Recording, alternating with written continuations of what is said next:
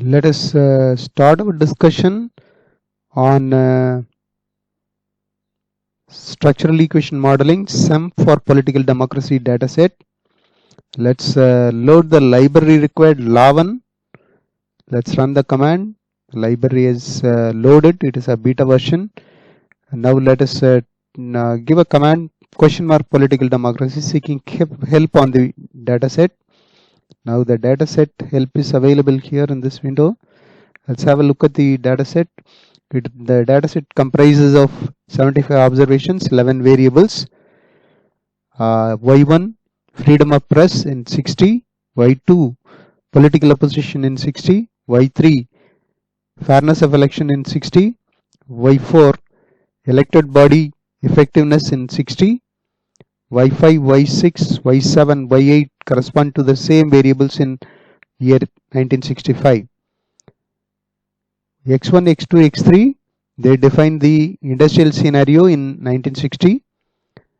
X1 is GNP per capita in 60. X2, energy consumption per capita in 60. X3, labor force percentage in industry 1960. So now let us have a look at the head of the dataset. The first few records shown here.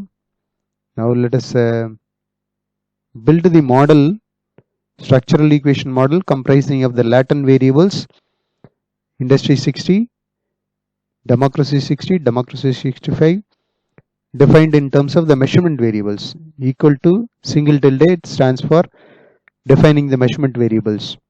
Then the regression defines the structural equations of the model for democracy. So the democracy regresses with industry. Democracy 60 is influenced by industry 60. Democracy 65 is influenced by industry 60 as well as democracy 60. That's what it defines. Then residual covariances, we have not made any definition. We will study the performance of the model without the covariances. Based on the modification indices, improvements possible in the model, we will include covariances. Let us define the model definition. Now let us run the SEM model, get the summary results. So this is the SEM model. Let's have a look at the summary results. Model ended normally after 42 iterations. The test statistics, chi-square value is 72.462, degrees of freedom 41, p-value 0.002, which is much less than 0.05, which is not desired. We got to make improvements in the model. The other parameters are significant. Let's now have a look at the modification indices. What improvements that can be achieved. Y2, Y6 can be included, by which we can make improvement in the test statistics by 9.279. So let us include the covariances. Y2, Y6, Y2 double tilde standing for covariances Y2, Y6. Let's run the model again.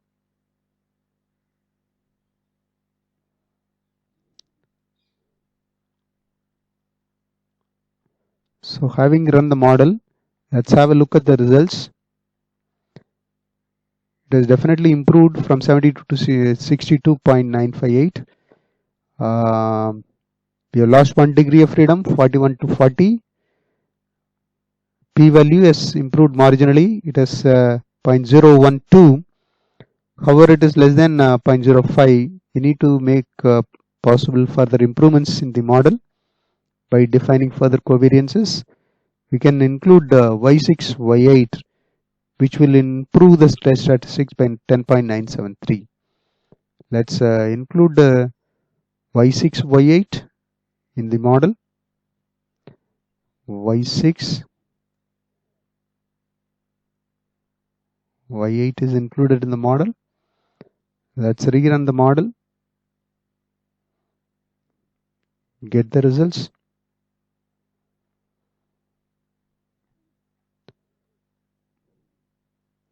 There is a definite improvement in the test statistics, and the p-value is 0.075, which is marginally more than 0.05. So the model could be stopped here. However, let us see what further possible significant improvements is possible in the model performance. Y2, Y4 we can include, by which the test statistics can be reduced by 8.366. Let us define Y2, Y4 covariance in the model. Y2, Y4. Now let us run the model again, get the results along with modification indices. Let's have a look at the model performance. Model performance is much better with test statistics 44. Degrees of freedom has gone down by one value to 38. The p-value is 0.218, which is much better than the previous model. This value is more than 0.05. So model is very satisfactory. Now let us look at the other results. Other covariances, variances are all significant except X2. Then DEM65 is also not significant. So let's see what is the further possible improvement that is possible in the model. Y1, Y5 we can include, by which the model performance, model statistics can be improved by 3.923. Now for this DEM65 being not significant, we go to analyze the variables measuring it. Possible changes could be explored, might require rebuilding the model, collecting further data. Let's now include Y1, Y5 and then see what further improvement can be made in the model performance. Y1 double tilde Y5 we have included. Let's run the model, get the results.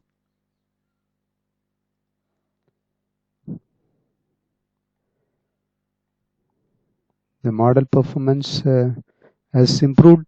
P-value is 0.312, which is much better. Test statistics 40.657.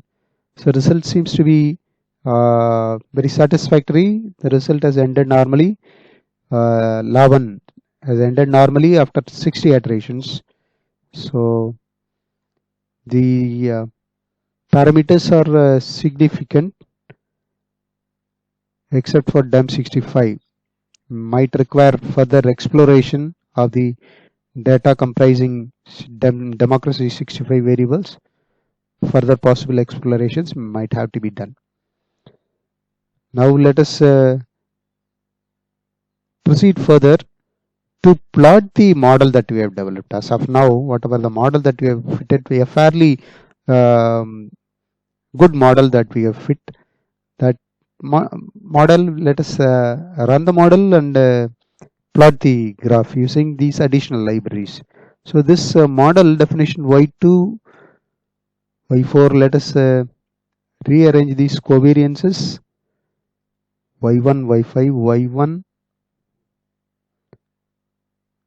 Y5. This can be removed. Then Y2, Y4 can be combined here. Y2, Y4 can be combined here, and this could possibly be deleted. Now let us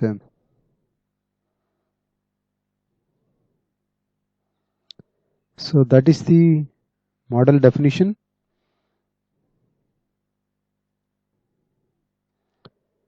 Let's now run the model again.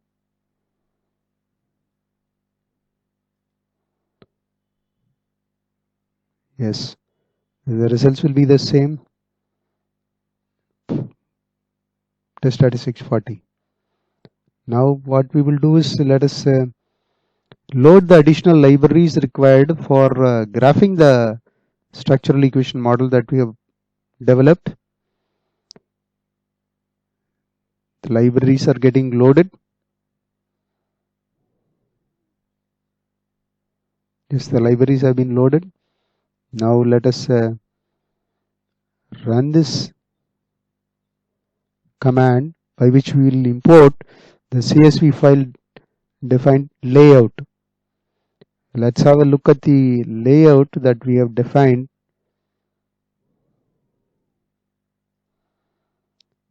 This is the Excel sheet in which we have defined the layout. A simple definition we have made. This is the layout. The y1, y2, y3, y4, y5, y6, these variables, and the latent variables, associated latent variables x1, x2, x3, and associated latent variable industry 60. So now let us close this file, import the